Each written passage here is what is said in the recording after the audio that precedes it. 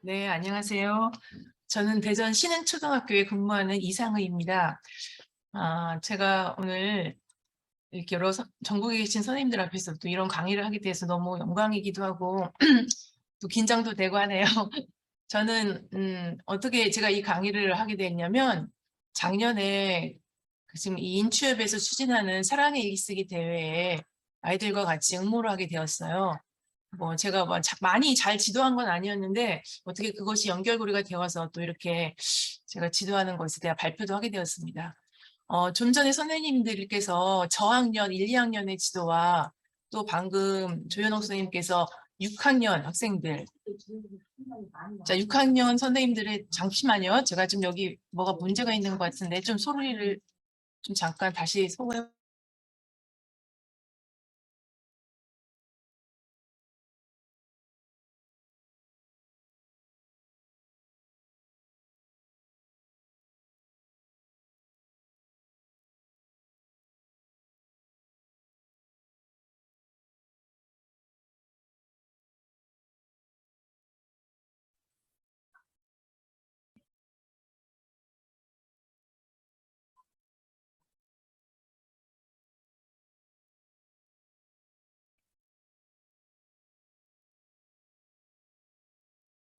선생님 죄송합니다.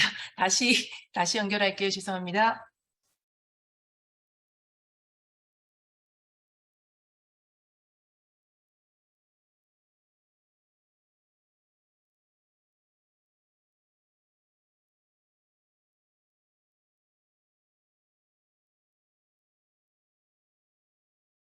소리 들리시나요?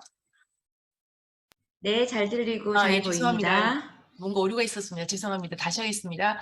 네, 네, 제가 그런 인연으로 오늘 이렇게 선생님들과 또 만나게 된 것 같습니다. 좀 전에 선생님들께서 1, 2학년의 지도, 그 다음에 또 조 선생님께서는 또 6학년을 아주 잘 지도하시는 것 같아서 좀 놀라웠는데요. 저는 중학년 지도 쪽이 될 것 같습니다. 제목을 소통과 공감으로 행복을 더하는 일기쓰기 지도라고 이렇게 잡아보았는데요. 사실 요즘에는 일기 지도를 그동안은 많이 해오지 않았었죠. 제가 신규 때만 해도요. 그때가 1991년도였는데 제가 경력은 좀 30년이 좀 넘었습니다. 그 당시는 일기 쓰기가 굉장히 기본이었고 또한 그 교육이 굉장히 많이 이루어지고 있었어요.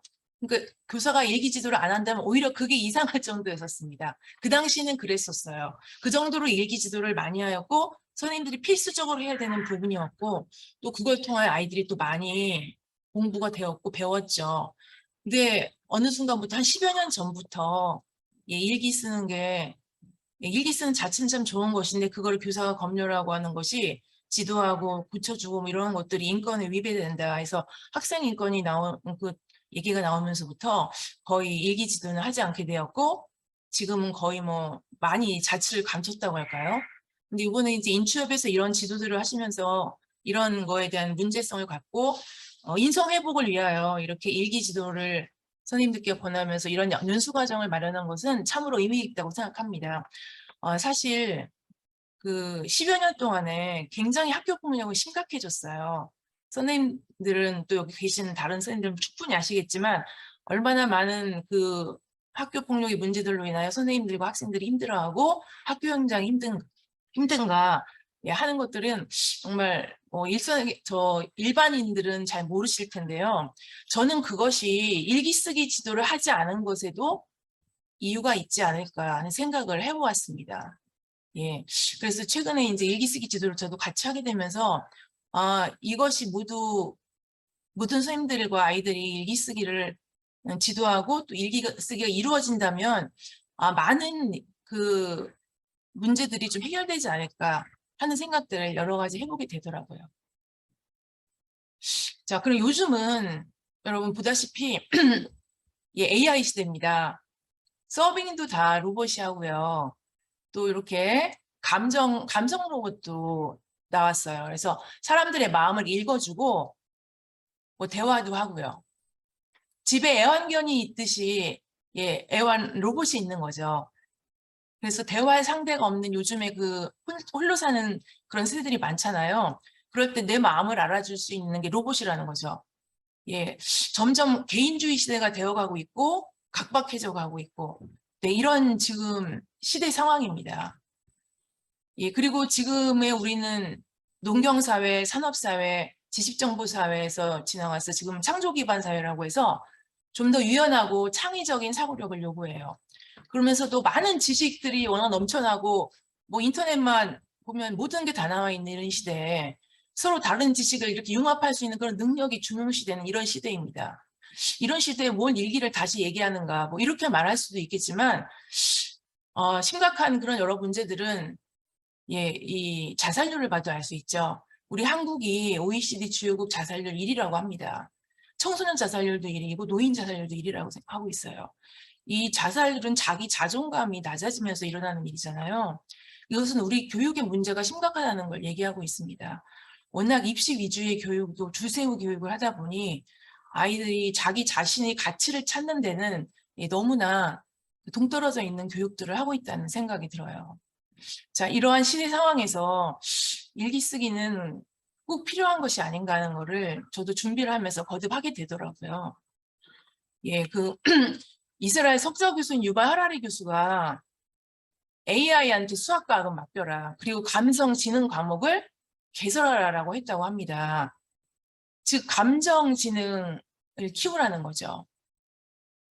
자기 자신의 감정을 알고 또 그것을 잘 다스려서 뭔가 또 다른 사람과의 감정도 교류하고 또 그런 거를 그 원하는 결과를 잘 이끌어내는 능력.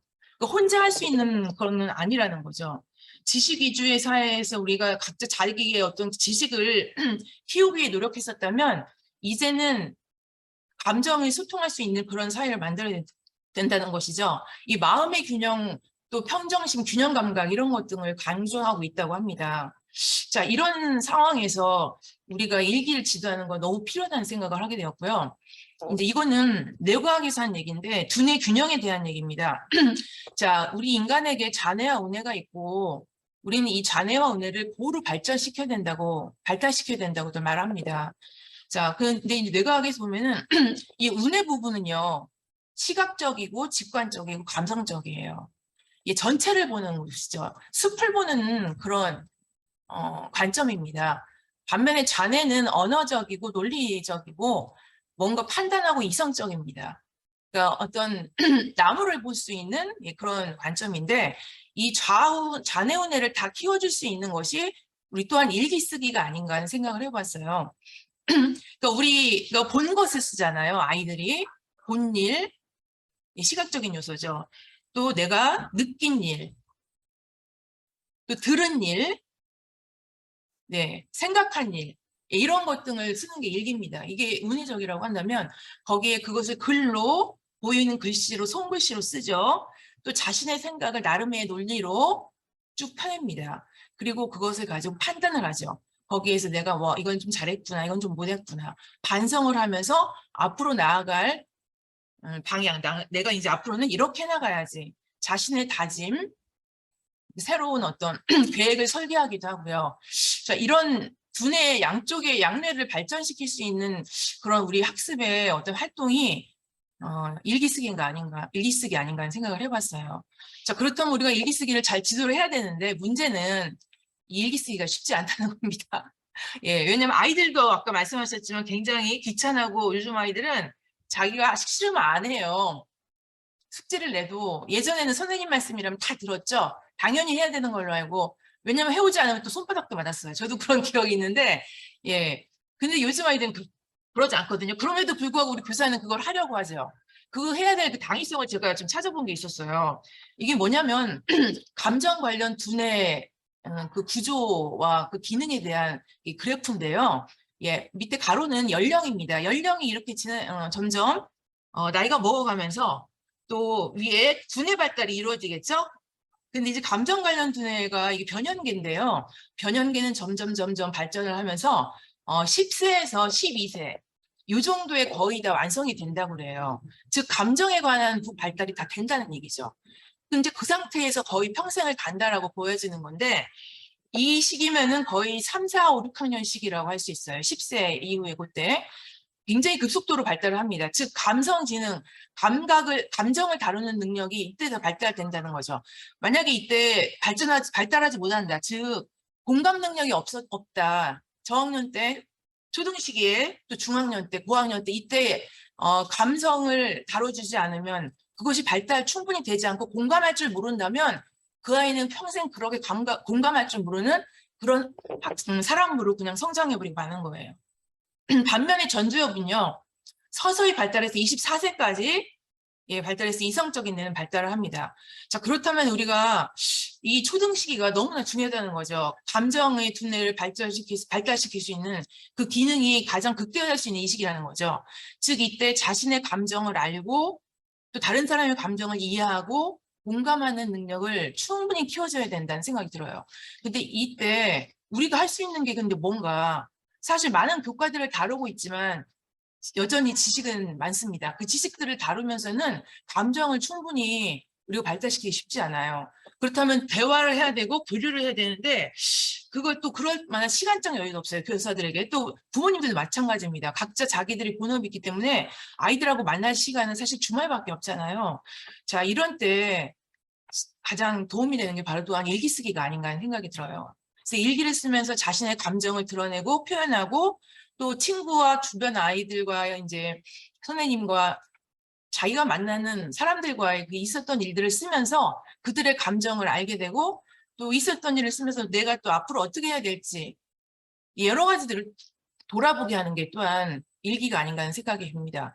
그래서 이런 감정 및 정서 조절 능력의 부족으로 인하여 많은 현재 문제들이 있고 학교 폭력이 있다면 그것을 뭔가 조금은 해소해 줄 수 있는 방안이 또한 일기 쓰기가 아닌가 하는 생각들을 좀 전하고 싶었어요. 왜냐하면은 일기 쓰기를 선생님들이 모르시지 않고 그 중요성과 또 방법은 너무나 선생님들이 잘 아시죠. 또 젊은 선생님들은 얼마나 유능하신지요. 또 어제 발표했던 학생들 제가 그 사례를 들으면서 너무 놀라웠어요. 어쩜 저렇게 발표를 잘하고 훌륭할까. 그 친구들이 일기를 통해서 저렇게 성장했다면 다른 아이들도 할 수 있다는 거거든요. 물론 여러 여건들이 있었겠지만 어제 중등 고등학생이었나요? 고3 학생이 발표해서 그런 말을 했었죠. 성숙했다. 자기는 글쓰기만을 한 것이 아니라 그것을 일기를 쓰기 통하여 성숙했다는 말을 했었잖아요. 저는 그 성숙이라는 말에 좀 덧붙여서 성장이라는 그 키워드를 말씀드리고 싶어요. 일기를 쓰면서 아이들은 분명히 성장할 수 있다는 것이죠. 네. 자, 근데 일기 쓰기 지도를 하면서 제가 어려웠던 거는 그런 거였어요. 그 일기를 왜 쓰나요? 그거 안 쓰면 안 돼요? 다른 선생님들은 안 시켜요. 선생님은 왜 그걸 시키는 거예요? 이런 말들을 들었을 때 참 난감하죠. 네, 그게 가장 힘든 부분이 아닌가 싶어요. 즉 부정적인 거죠. 그걸 왜 하는데 이런 선생님 탓을 합니다. 선생님 우리한테 숙제도 얹어주시는 거예요. 지금 학원에서 좀 문제집 하기 바빠요. 그럴 때 어떻게 분위기를 몰고 가느냐. 저는 이게 관건이라고 생각해요. 아무리 훌륭한 지도 방법을 갖고 있고 팁이 있어도 아이들이 따라주지 않으면 다 말짱 꽝입니다. 한마디로. 그럴 때, 그러니까 아이들이 뇌는요, 부정적인 뇌가 있고 긍정적인 뇌가 있더라고요. 우리 뇌는 부정적인 편향성에 강해요. 왜냐하면 우리 생존을 위해서 그렇게 진화되어 왔거든요. 뭔가 나를 위협하는 불안한 것이 나타났을 때, 나의 안정과 평화를 깨뜨릴 때 거부하게 되는 게 우리의 당연한 본성 같은 거라고 할까요? 본능이죠, 본능. 살기 위해서. 그러니까 아이들도 나를 힘들게 하는 거는 거부하는 게 당연하죠. 자, 그럴 때 해보자, 할 수 있어. 뭐 이런 긍정적인 뇌를 가진 아이가 있는 건 너무 감사한 일이에요. 그때 학급에 그런 아이들은 분명히 있습니다. 한두 명의 아이들은 정말 성실하고 부지런하고 자기 그 성장을 위하여 부단히 애쓴 애들은 분명히 있어요. 그런 아이들을 잘 우리는 발굴해서 키워줘야 됩니다. 저는 그 부분에 선생님들께 좀 강조를 하고 싶더라고요. 우리 반에 이제 저희 반에 글을 잘 쓰면서 되게 열심히 하는 아이가 있는데 그 아이가 쓴 일기는 되게 놀라워요. 있었던 일을 그냥 느낌을 쓰는데도 그 통찰력이 대단한 거예요. 이거는 책을 많이 읽은 아이, 그리고 생각을 많이 하는 아이에게만 나올 수 있는 그런 거죠. 그런 것들이 물론 아이들에게 다 그걸 요구할 수는 없지만, 그런 거를 읽어주는 겁니다. 전체 앞에서. 물론 아이의 동의를 얻죠. 근데 그런 것들이 굉장한 효과가 있었어요. 그래서 저는 분위기를 몰고 가야 된다는 걸 강조드리고 싶어서 지금 이렇게 네 그림까지 갖고 나왔는데 이제 부정적일 때 아이들 뇌파가 되게 날카로워지죠. 반면에 긍정적인 일 때 아이들이 되게 안정이 돼요. 그래서 이런 걸 위해서는 아까 몸으로 쓴다는 말씀을 권태강 교수님 하셨는데 몸을 쓰는 거 상당히 좋습니다. 특히 이런 대화들을 할 때는요. 체육 시간 이후가 좋아요. 체육을 하고 하면 아이들이 굉장히 이제 에너지를 발산하고 있기 때문에 되게 뇌파가 안정되어 있습니다. 그럴 때 아이들과 일기 잘 쓴 거를 이제 읽어준다든가 발표한다든가 네, 그런 걸 활동을 통해서 자신의 삶을 한번 이렇게 생각해 보게 하고 나도 좀 저런 거 좀 써봐야 되겠네 이런 마음을 갖게 하는 거 예, 그런 게 상당히 도움이 되었던 것 같아요. 그래서 분위기가 그거 왜 하지 마 이런 싫어요 이런 분위기가 아니라 좋습니다 선생님 한번 해볼게요 저도 노력해 볼래요 예, 이런 에너지 공병이 될 수 있는 에너지는 동조화되거든요. 그 좀 여러 명의 아이들이 그런 파장을 갖고 있으면 따라서 하려는 게 있어요. 저 이 분위기 조성이 정말 중요하다고 생각해요. 네, 일기 지금 이제 얘기 좀 나오고 있는데 저는 일기 하면 상장이 떠올라요. 이제 저희 어린 시절을 좀 보면은 제가 최초로 상장을 받은 게 바로 4학년 때 일기상이었거든요. 큰 상 아니었어요. 그냥 입선이었지만 그게 제 첫 상장이었기 때문에 저는 일기하면은 상장이 많이 떠오릅니다. 그 작은 종이였지만 그것이 저에게 굉장한 동기유발을 줬던 것 같아요. 그 일기를 그렇게 제가 쓰게 된 거는 꾸준했던 것 같아요. 그냥 잘 쓴 건 별로 아니었는데 그냥 꾸준히 쓰는 것이 선생님께 좀 이제 인상적이었던 것 같아요. 그래서 추천을 받았었는데 그런 거 떠오르고요. 또 여러 가지 일기하면 선생님들 떠오르시는 것도 있겠죠? 저는 부모님이 떠오릅니다. 제 일기 왜냐하면 저희 부모님이 다 지금 돌아가셨는데 아버님께서 3년 전에 돌아가셨어요. 근데 이제 오랫동안 한 10여 년을 어머니 돌아가시고 혼자 외롭게 좀 지내셨었는데 아버님 돌아가시고 이제 유품을 이렇게 정리하다 보니 예, 거기 아버님 일기장이 있더라고요. 일기장이 10여 권이 넘는 일기장이 있었는데 해마다 한 권씩은 쓰셨던 거예요. 이제 표지는 가족 표지로 아주 좋은 일기장을 그 연초에 항상 구입을 하셔서 본인에게 선물처럼 옷을 사서서 매일매일의 있었던 일을 일지식으로 그날 있었던 일도 쓰고 아마도 치매 방지 뭐 그런 의미로도 쓰신 것 같은데 거기 여러 가지 아버지 소회도 쓰시고 그런 걸 보면서 저희가 다 참 울컥하고 가슴이 좀 먹먹했었는데요.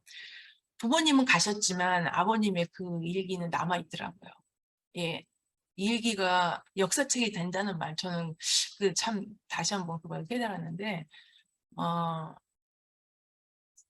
그 자신을 드러내는 거잖아요. 일기라는 것이 나를 표현하는 거고요.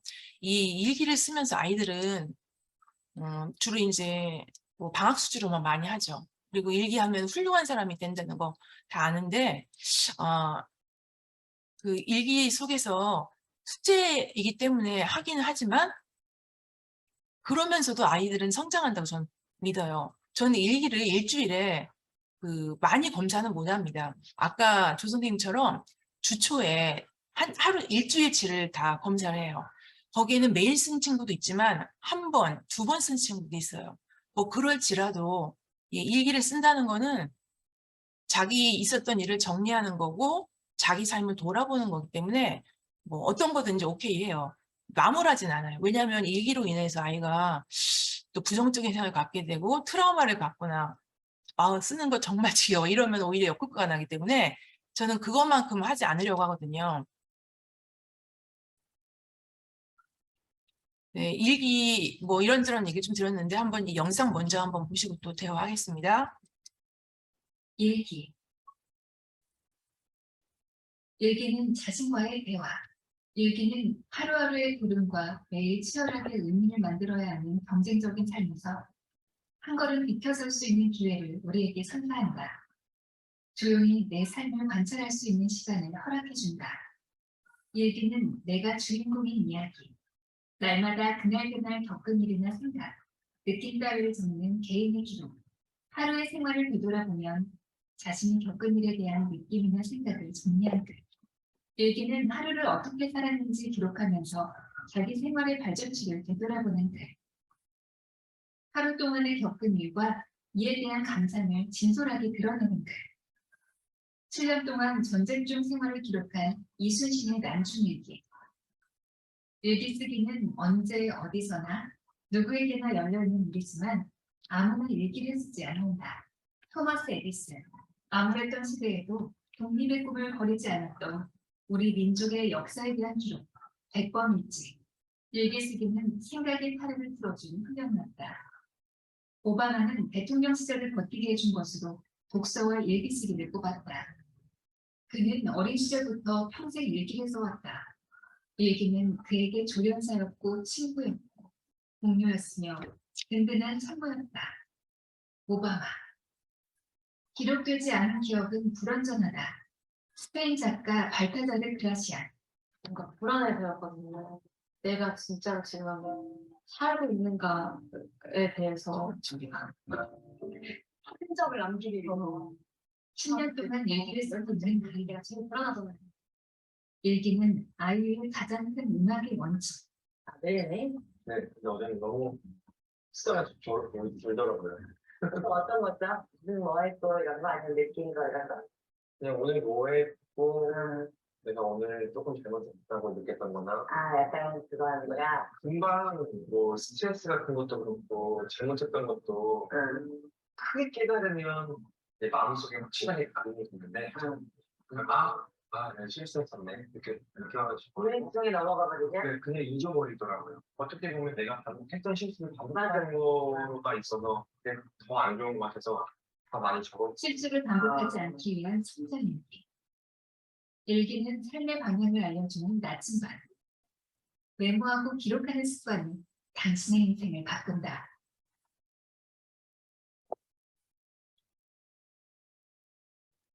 네. 그래서 일기 쓰기의 좋은 점을 먼저 아이들에게 충분히 지도를 해야 돼요. 그냥 일기 써 그러면 그거 귀찮은 거 그거 왜 시켜 이렇게 나오거든요. 그러니까 지금 이제 그걸 말씀드리는데요. 이게 지금 박지성의 일기입니다. 박지성이 어렸을 때 축구를 좋아했는데 그때부터도 그 축구에 대한 굉장한 그 집념이라 할까요? 예, 일기 속에 나타나죠. 축구를 하지 말라기에 아빠가 하지 말라 해서 난 두려웠다. 두려운 이유는 내 꿈이 축구 국가대표이기 때문이다. 자신의 꿈을 이렇게 일기로 썼더라고요.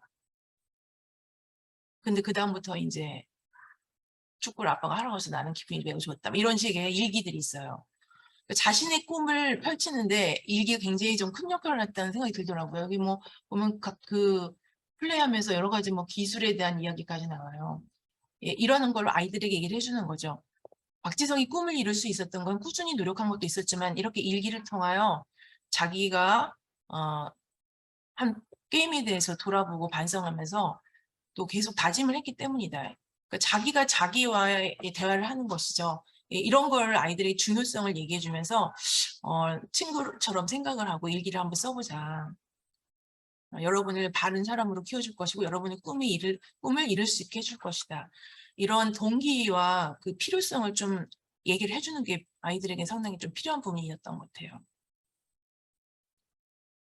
그리고 그것이 나만의 역사책이 될 수 있다. 아까 그 안내 일기도 이렇게 소개해 주셨는데 일기를 쓰면서 내가 주인공이 되는 거잖아요. 내 얘기죠. 내 얘기. 예. 그리고 나만의 역사를 쓰는 거고요. 특히 보면은 내성적이고 표현하지 않는 아이일수록 일기의 표현은 더 많아지는 걸 알 수가 있었어요. 그래서 좀 내성적이고 별로 말은 하지 않지만 일기에는 자신의 생각을 다 펼치거든요. 저는 그러면서 그 아이의 감정이 많이 해소될 거라고 생각이 들어요. 그럴 때 교사의 그 힘을 주는 댓글의 한마디 이런 거는 굉장한 위력이 있다고 생각합니다. 아까 앞서 선생님도 말씀하셨지만 사실 댓글을 달아주는 게 일일이 교사의 굉장한 시간과 노력이 요구돼요. 그거는 우리가 정규적으로 해야 되는 교육과정에 나오지 않아요. 그러나 일기는 전 교과를 다 망라할 수 있습니다. 글쓰기, 또 독서한 후에 쓰는 그 독서록의 역할도 할 수 있죠. 그러니까 국어 실력이 향상되는 건 당연하죠. 선생님들도 다 아시겠지만 거기에 근데 우리가 가르치는 수학, 과학, 사회 이 모든 것들이 일기로 나타날 수 있어요.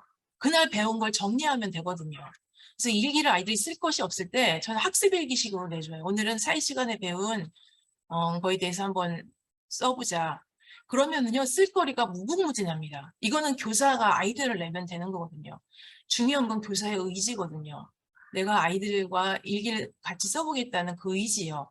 근데 사실 그걸 꾸준히 갖기가 쉽진 않아요. 아까 꾸준함에 대한 얘기 앞서 교수님도 또 선생님들도 앞에서 계속 얘기하셨지만 그거는 교사 자신의 어떤 신념입니다. 신념이고 열정입니다, 사실은.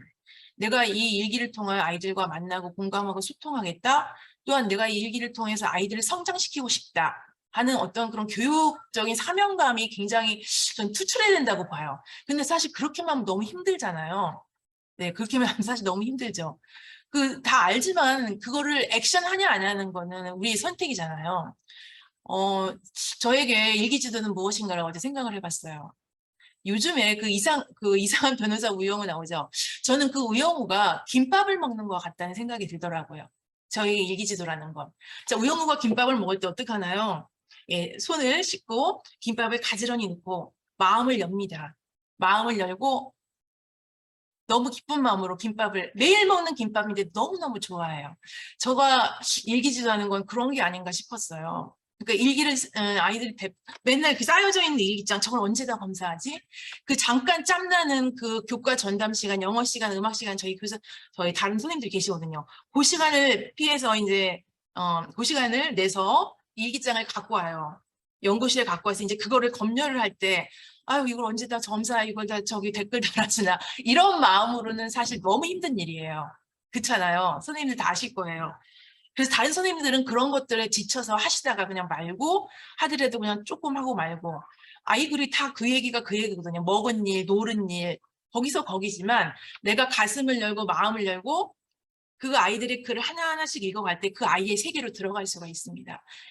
예, 이 부분을 좀 말씀드리겠습니다. 선생님들도 좀 그렇게 뭔가 관점을 좀 달리해서 일기장을 대하시면 이 아이에게 어떤 말을 해줄까, 이 아이가 지금 어떤 상태인가, 어떤 심리인가, 지금 환경이 어떤가 그런 것들이 느껴지고 알게 돼요. 그러면 그 아이를 어떻게 지도할지가 나오고 생활지도, 인성지도 그런 게 된다는 생각이 듭니다. 그 연결고리가 바로 일기가 아닌가. 때로는 거기 댓글을 달아주지만 그 상황이 좀 심각한 아이들은 만나서 얘기를 해요. 얼굴을 보고 그 아이의 손을 잡고 눈을 마주치면서 아이 컨택을 하면서 이런 일을 많이 힘들었구나 라는 제가 그런 공감하는 말 한마디 그거로도 아이는 충분합니다. 저는 그런 생각이 들어요. 그래서 그 댓글도 댓글이지만 내가 아이한테 항상 열려 있음을 아이들하고 그 소통하는 거를 내가 스스로 확인하는 거죠. 그럴 때 내 마음이 편해요. 사실 그동안 10여 년 동안 저도 일기 지도를 안 했어요. 그 인권에 대한 얘기 나오고 나서는 할 수가 없는 거죠. 근데 그 10여 년 동안 내가 아이들과 어떻게 지냈지 생각해 볼 때 기억이 잘 안 나더라고요. 그리고 아이들에 대해서 알지도 못해요. 왜냐하면 일기가 아니고는 그 아이를 알 길이 없어요. 요즘은 가정조사서에 직업란에 쓰지 않습니다. 그건 부모들이 선택이고 아예 그냥 그 쓰는 난 자체를 없앴어요. 개인정보 공개를 싫어한다는 이유고 그거 하면 안 되는 게 요즘 추세잖아요. 그러니까 밝히지 않으면 그 아이가 어떤 환경에서 어떻게 자랐는지 겉모습만으로 우리는 판단해야 되는데 그게 다는 아니거든요. 그 아이의 마음이 들어갈 수가 없고 그 아이를 제대로 그 인성 회복을 해줄 수가 없어요. 뭐 인성이야 본성은 다 누구나 착하지만 여러 경험들을 통해서 아이들 나름대로 형성된 인성이 있잖아요. 그 아이들의 단점도 있고 장점도 있는데 그걸 잘 알고 거기에 맞게 교사가 강화를 해주고 또 부족한 점은 잘 또 지도를 하면서 이끌어줘야 되는데 그럴 수 있는 어떤 여건이 안 됐었어요. 10여 년간 전 그러했기 때문에 학교 폭력이 더 커진 것이 아닌가. 저는 그런 생각이 듭니다. 예. 그리고 점점 사이버 폭력으로 넘어가면서 보이지 않게 또 카톡에서 막 여러 가지 그 아이들이 그 문제들이 나타나잖아요. 그럴 때, 나 이런 아이가 아니었는데, 이런 줄 몰랐는데, 충격받은 일도 꽤 많아요. 겉으로 볼 때 그 아이 너무 착한 아이였는데, 알 수 없죠. 그 아이 속을 어찌 알겠어요. 그러나 일기를 쓰면 그 아이의 마음을 알 수가 있어요. 예, 일기는 그 아이 자체입니다. 자신을 표현하는 거기 때문에 그 아이의 글씨만 봐도요. 내 흔적이라고 하잖아요. 그 아이의 글씨체 하나하나에서 또 그 문장을 쓰는 거에서 그 총체적인 게 다 나타나더라고요. 예. 자, 이렇게 좀 아까 이제 이런 여러 가지들을 아이들에게 충분히 그것들에 대해서 강조를 하고 자, 하루에 20분씩 써보자. 나의 기록이고 이것은 여러분 생각을 정리해 줄 것이다. 그럼 있었던 일을 쭉 떠올려야 되는 거죠. 자, 그래서 일기 쓰기의 전략은 사실 글쓰기 전략하고 같습니다. 여기 국어를 전공하시는 선생님들도 계시고 또 국어 선생님들도 계시고 뭐 다양하게 그쪽에 아시는 분이 많으실 텐데 전, 중, 후 활동이죠. 그 일기 쓰기 전에 충분히 생각을 하는 게 되어야 돼요. 그냥 막 써서는 좋은 일기가 나오지 않고 정리가 되지 않습니다. 오늘 있었던 일을 아침부터 쭉 생각해야 되고 아침, 점심 뭐 했지? 그럼 이제 있었던 일 순서대로 애들이 쓰게 돼요. 저는 그것조차도 일단은 좋다고 생각해요. 그걸로도 정리는 됩니다. 자, 제가 이제 작년에 지도를 하면서 느꼈던 거는 그 한 2년 동안 코로나로 인하여 교육이 제대로 되지 못했었잖아요. 일기를 하나도 못 쓰는 거예요, 애들이. 한 줄 정도밖에 못 쓰는. 물론 집에서 지도하고 나름 또 교육을 받은 아이들은 잘합니다. 상위층 아이들은. 근데 대부분 절반 이상이 일기를 쓰지를 못해요. 3학년, 4학년 제가 지도하는 경험입니다. 그 1, 2학년 때 이제 제대로 교육받지 못한다면 당연히 3, 4학년 때 못하는 거죠. 가정에서 지도하지 않고 학교에서 지도하지 않으면 못하는 거죠. 그러니까 자기 생각을 쓰는 것조차를 너무 힘들어하는 거예요. 저희 국어 교과서가 거의 쓰기가 많이 나와요. 3, 4학년부터 본격적으로 나옵니다. 5, 6학년 되면 더 많이 나오죠. 근데 제대로 쓰지는 못해요. 이제 그거에 대한 말을 여러 번을 하게 되는데 그것들을 다 커버할 수 있는 게 일기 쓰기입니다.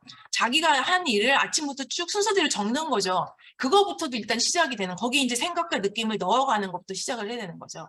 그래서 코로나가 이거 아이들 엄청 망쳤구나. 이게 지금 내가 아니면 안 되겠다 이런 생각이 들어서 결국 일기지를 굉장히 꼼꼼하게도 하게 되고, 아까 이영 선생님도 하셨던 것처럼 1학년 때부터 그렇게 지도를 한다면 정말 이거는 모든 게 해결돼요.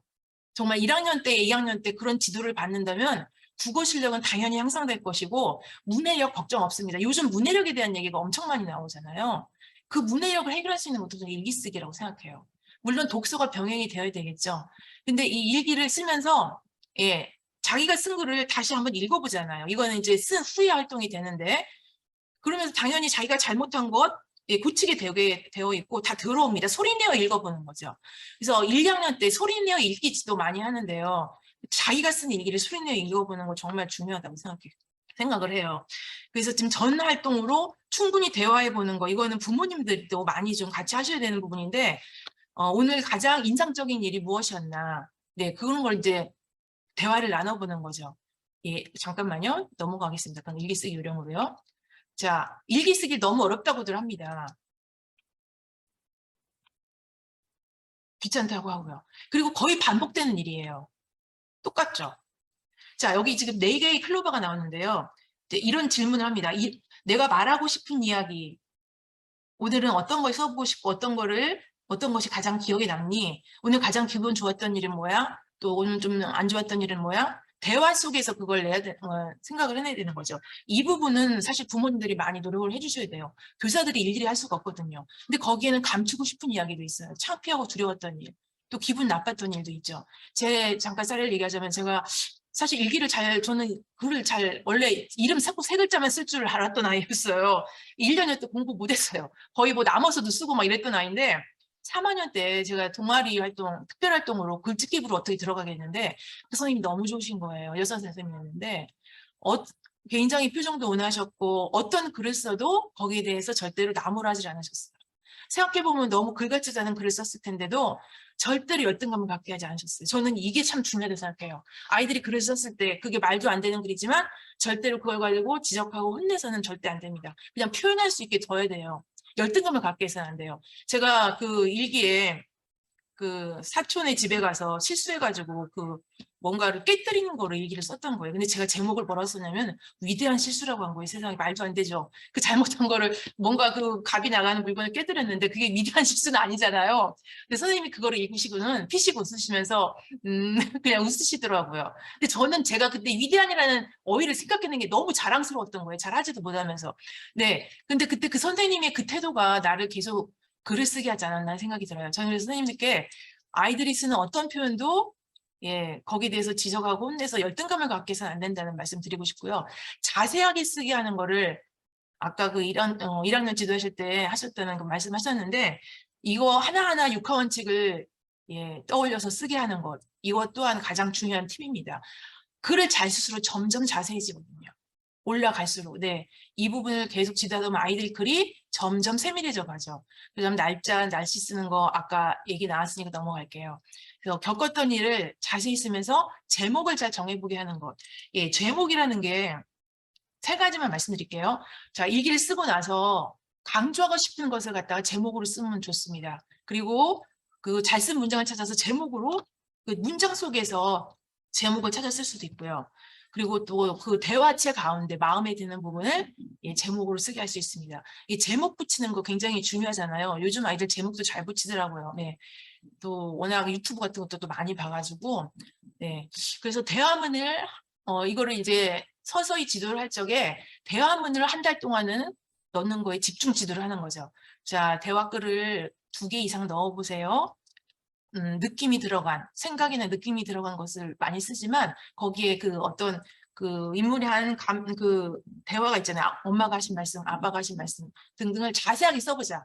그래서 전략적으로 좀 한 달 동안은 대화글을 더 집중해서 나타내도록. 또 한 달 동안은 맞춤법 띄어쓰기. 또 그 다음에는 그 때가 나타나는, 때를 드러내는 말을 자세히 넣어보자.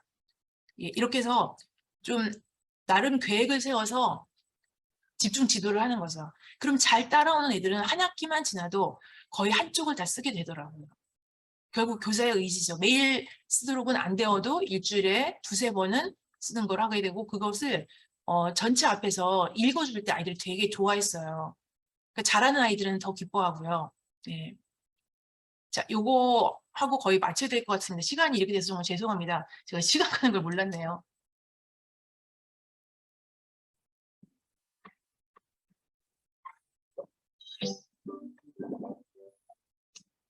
Subscribe me. 일기를 써요. 로리야, 숙제는 다 했니? 그럼요. 벌써 다 했는걸요? 어머, 우리 둘이 착하네. 그럼 일기는 됐었어? 일기요? 일기는 아니요. 뭐? 아직 안 썼어? 잘 시간 다 됐는데. 일기 안 쓸 거예요. 귀찮고 좀 싫어요. 유치원 가는 거야? 뭐? 늘 똑같잖아요. 학교 갔다가 집에 와서 숙제하고 TV 보다 시간 되면 자고. 그러니 뭐하러 회사에 나갈 거야? 거야? 알았어, 어머, 천천히 엄마 여기서 뭐 연수할 거 있어가지고 생각하는 하니까 필요도 글쓰기도 잘할 수 있잖아. 엄마도 매일 쓰는 걸? 엄마도요? 그래도 싫어요. 재미없어요. 좋아. 그럼 엄마가 일기를 재밌게 쓰는 방법을 알려줄게.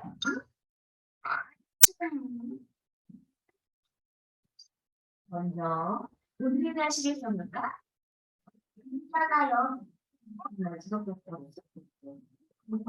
좋았어요. 물병이 계속 땀을 흘릴 정도로요. 그래, 물병이 땀을 흘릴 정도로 더웠음이라고 써보는 게 어떻겠니? 그래도 돼요? 그럼 일기는 쓰는 사람의 생각과 느낌을 표현하는 거니까 우리가 생각한 대로 적으면 되는 거야. 네. 물병이 땀을 흘릴 만큼. 그리고 오늘은 어떤 일이 있었는지 생각하는 거야. 기억에 남거나 재밌다는 일 없었어? 없었어요. 그냥 다른 때랑 똑같았어요. 아까 텔레비전으로 보던 것이 뭐였지? 스토리요. 재밌었어? 그럼요. 뭘 재밌었다고요. 얘가 방망이로 나는 물리쳤다고요. 그럼 소리가 필기했다면 어땠을지를 써보는 건 어때? 필기는 하루에 있었던 일을 쓰는 거잖아요. 보통은 그렇지만 소리가 보고 느낀 것은 무엇이든 써도 돼. 재밌게 본 책의 느낌이라든가 했던 거, 앞으로 하고 싶은 일들 같은 거 말이야. 정말요? 그럼 재밌겠다. 만약 내가 때리라면 방망이로 장난감을 많이 만들 것입니다.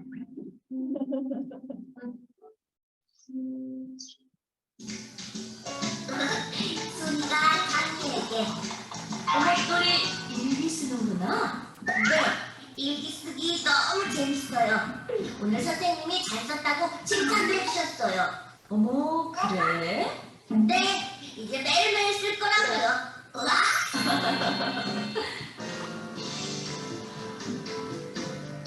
또리는 매일 일기를 쓰기가 정말 싫었어요. 하지만 일기를 재밌게 쓰는 방법을 알게 됐어요. 또 일기를 쓰면 생각도 깊어지고 글쓰기도 잘할 수 있다는 것도요. 친구들도 오늘 재미있었거나 기억에 남는 일 또는 슬펐던 일들을 일기로 써볼까요? 분명히 재미있을 거예요. 네, 일기 쓰기 지도 영상 아이들과 이렇게 한번 보고 시간을 아까 정해서 쓴다는 말씀하셨는데 저도 또한 그렇습니다. 그래서 하루에 한 단어라도 좋다. 꾸준히 쓰게 하는 것. 그리고 점차로 생각과 느낌을 추가해 나가면 일기는 습관으로 정착이 될 수 있다고 생각합니다. 모든 건 저희들의 선택이죠. 모두들 선생님들 다 잘 하실 거로 믿고요. 중요한 건 우리가 아이들을 대하는 그 태도 또 교육을 어떻게 할 것인가는 그 마음가짐이 있다는 생각을 거듭 전 해보게 되었어요. 이것으로 마치겠습니다. 감사합니다.